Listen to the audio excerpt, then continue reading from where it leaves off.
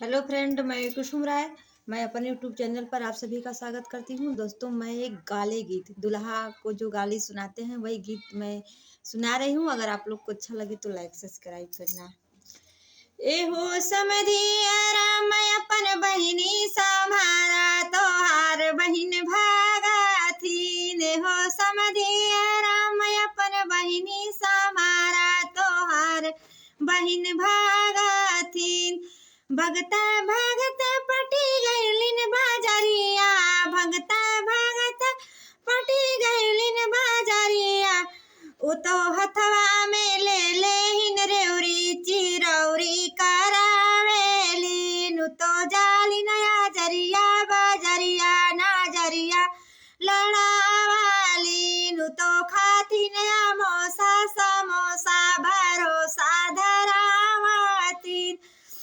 उत खातिन तासा बतासा तमाशा देखावातीन।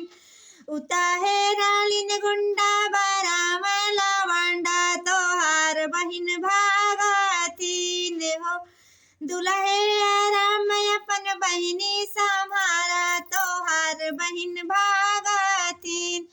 भगता भगता पटी गईलिन बाजरिया, भगता भगता पटी गईलिन बाजरिया।